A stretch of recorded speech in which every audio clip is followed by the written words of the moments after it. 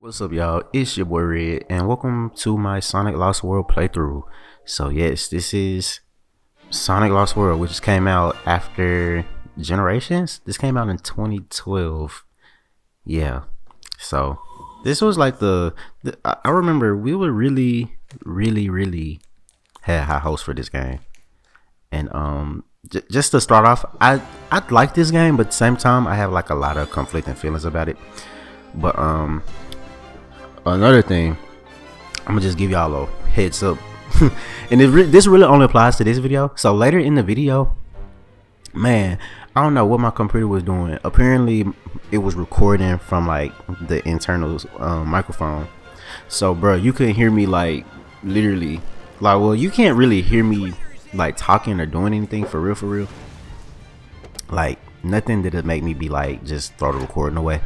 But there's like a point, I think it's like 17-minute mark to like the 20-minute mark, so that's like 3 minutes.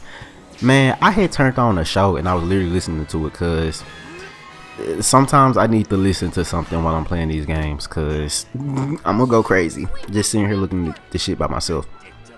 So yeah, so like 3 minutes of the video I had to kind of like cut the audio out. So, and then it's during a cutscene, but honestly, we ain't missing nothing. And if y'all really want to go see the cutscenes, y'all can of course go look that up yourselves. I mean, this is a commentary channel, but at the same time, I always be telling y'all this ain't I'm not here to show y'all literally 100% of the game. I'm here just commentating and giving y'all my opinion on shit. So yeah, so sorry about that, but let's get into it.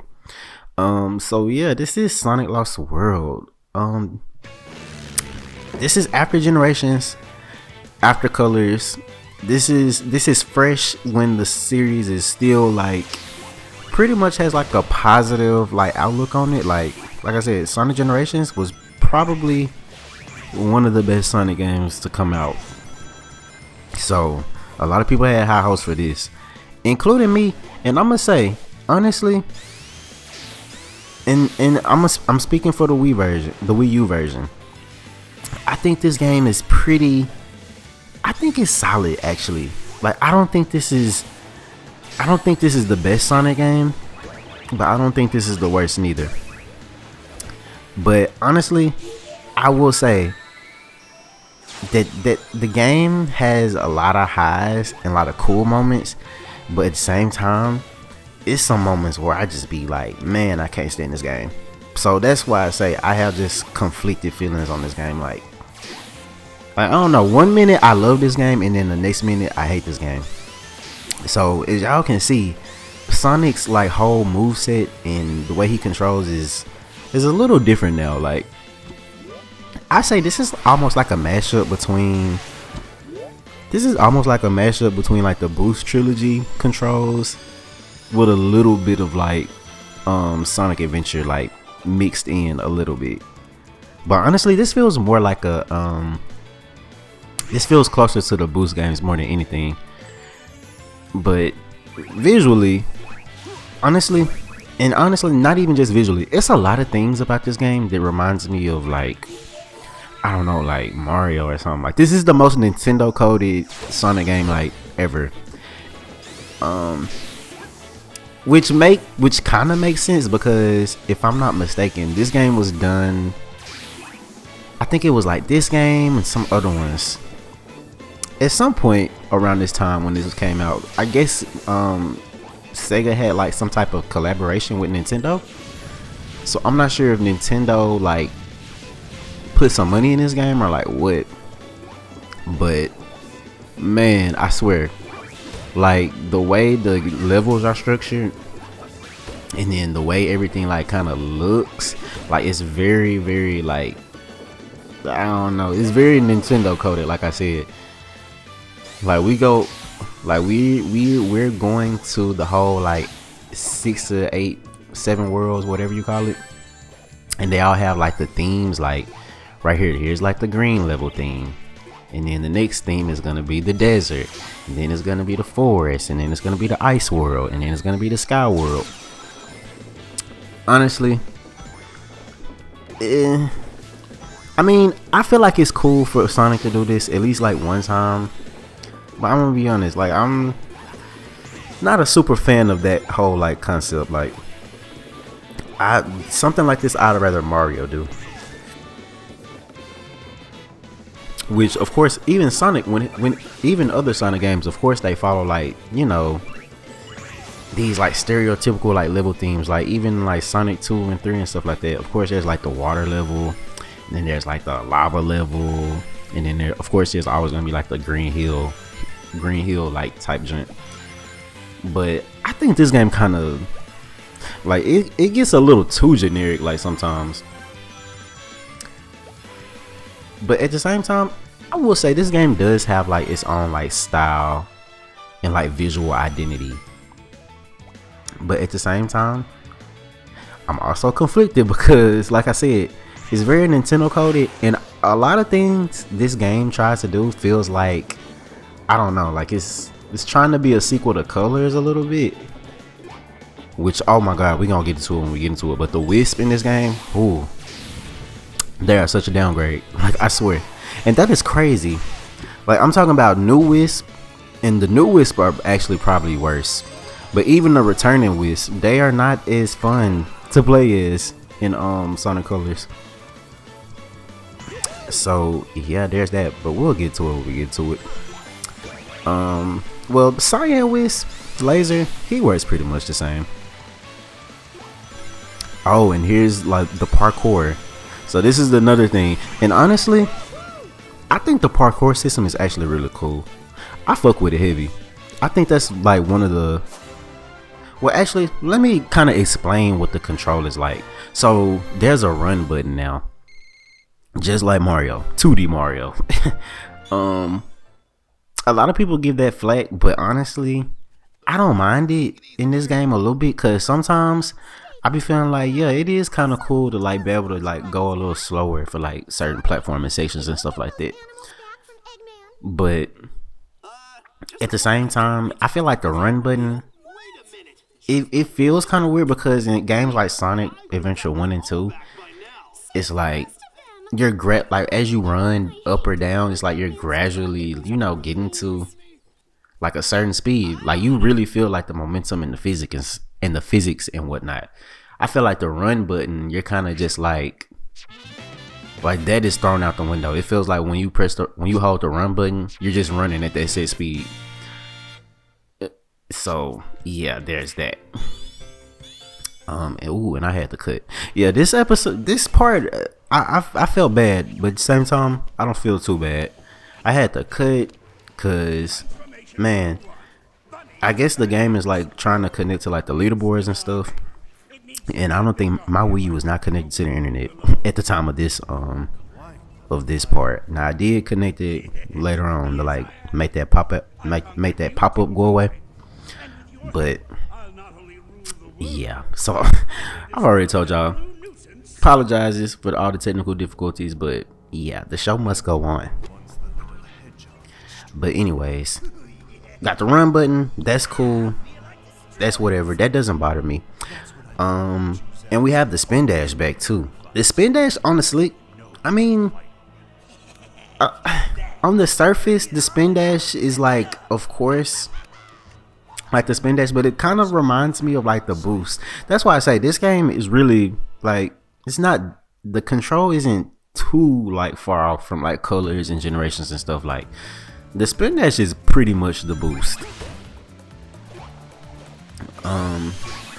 I do like that you like have to rev it up though. Like honestly, the spin dash feels really good. The parkour, the spin dash, the run button, I actually like how Sonic controls in this game. I ain't even gonna care.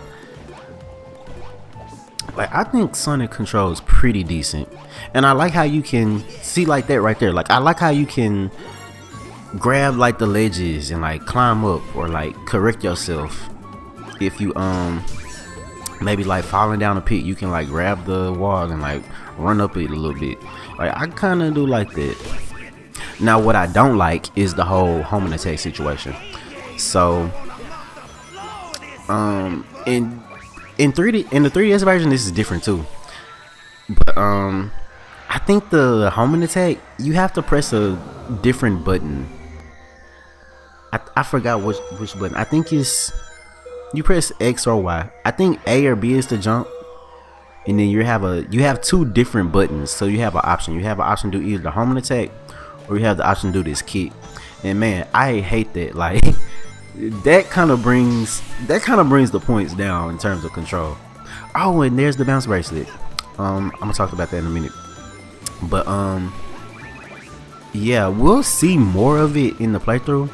But I don't know. I feel like having those two different things is kind of confusing sometimes, because it's a lot of times where I'm like trying to home attack an enemy, but I'll kick them instead, or like vice versa. And then some enemies, and we gonna see this later on in the playthrough, some enemies it be like, damn, like why can't you home attack them? It's like you have to kick them or you have to home attack. But anyway, yeah, and the bounce bracelet is back. Now the bounce bracelet is also cool as fuck. Like, I'm surprised they haven't done another game where Sonic controls like this, because I actually think it's pretty good. Like everything considered. The only thing that I have a gripe about is what I just said, the home attack shit. I don't like how the home attack isn't just on the jump button. It's on a separate button, and then you have to think about where you're gonna home attack or kick, which I don't know. I feel like the kick doesn't really add any layer to the gameplay though, or it's like it's trying to, but in an artificial way. Like, I don't know. And here's Zazz. Yeah, the new enemies of this game, also Mario coded.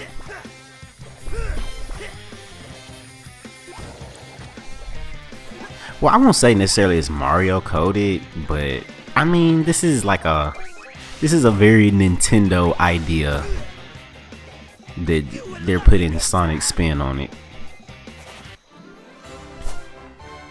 The bosses in this game, they're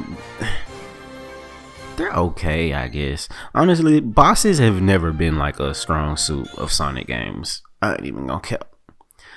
So these aren't the worst bosses. Now some of them are actually kind of, but that one wasn't that bad.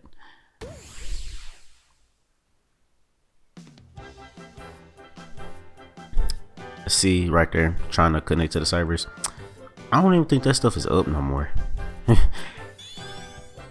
Oh, and yes, I do have all of the DLC, which I'm gonna play the DLC like towards the end, or maybe I should play it in the, I don't know.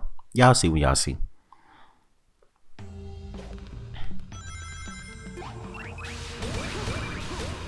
But yeah, also another thing that people try to like say this Mario code about this game is the whole like cylinder, like I don't even know what you call this shit. Like these cylinder like geometry, like planetary geometry like type, you know. I think that reminds a lot of people like Mario Galaxy, which I mean, I guess, but I always thought that this game reminded me more of like, I don't know, like 3D World or something, like 3D Land. I don't get too many like Mario Galaxy vibes, but then again at the same time, Mario Galaxy 2 is pretty much like what, honestly, Super Mario Galaxy 2 is kind of like morphed into like the 3D World, 3D Land stuff. I'm actually recording that game right now too, so y'all stay tuned for that. But yeah, I don't know. I feel like once 2010 came, and yeah, it started with Colors, it started with Mario Galaxy 2, Donkey Kong Country Returns, all them games that came out like 2010. I think it was like a beginning of like how some of these games just kind of feel a little too generic. Like, I don't know, it's like the art style, kind of like how Adventure Time and Regular Show showed up on Cartoon Network in 2010, and damn near every show after that for like the next 10 years, 15 years tried to like, I don't know, have like the same type of like essence in terms of like the art style, and like, I don't know, I feel like video games were kind of going through a similar thing.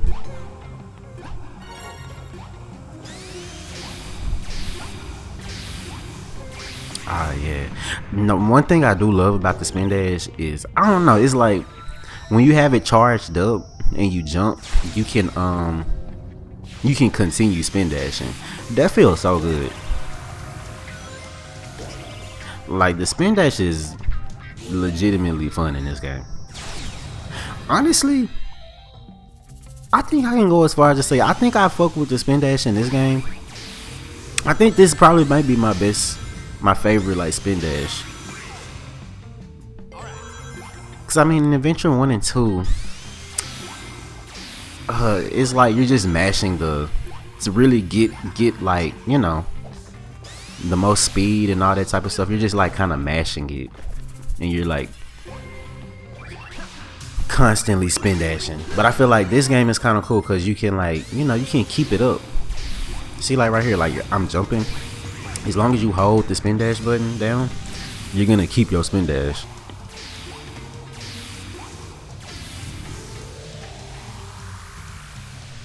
Yeah, I think that's actually pretty cool.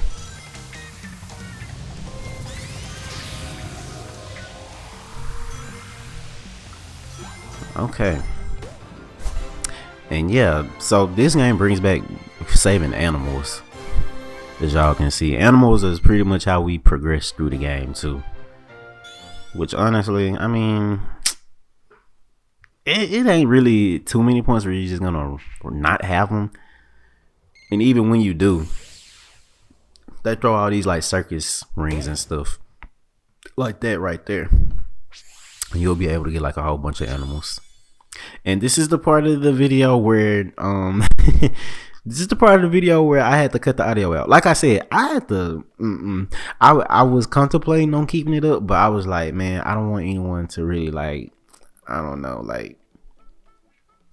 hear that was cringe. It was cringy. Not in the sense of that person's content was cringy, but I just thought, nah, I don't. But I guess I inserted some Sonic Unleashed music.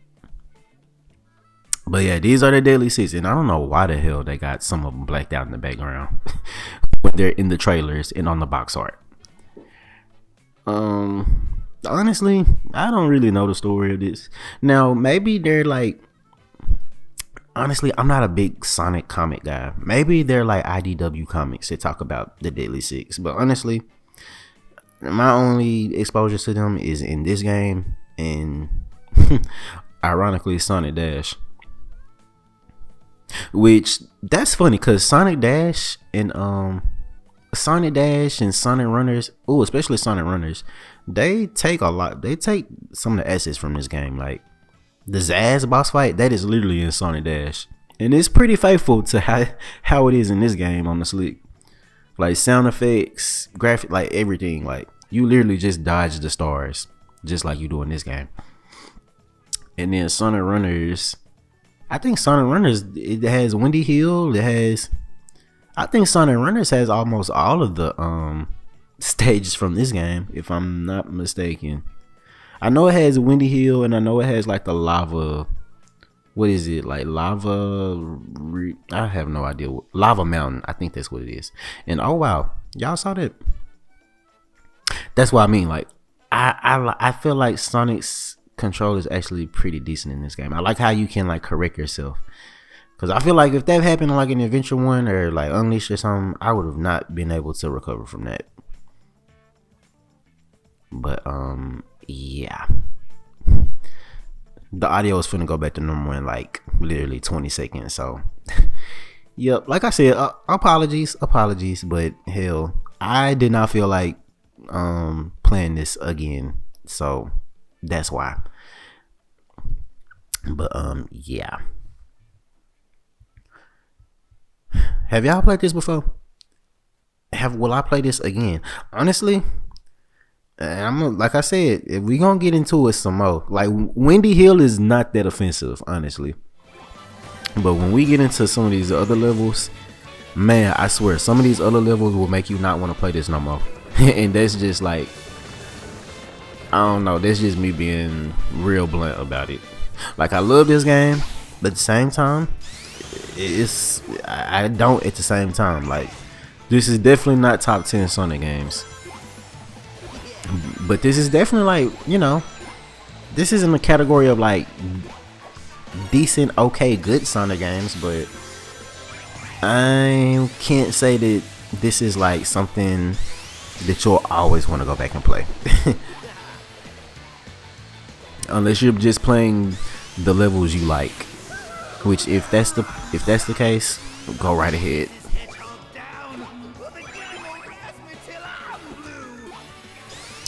And this is another Sonic game that I'm just gonna play in English because it really kind of just only makes sense. And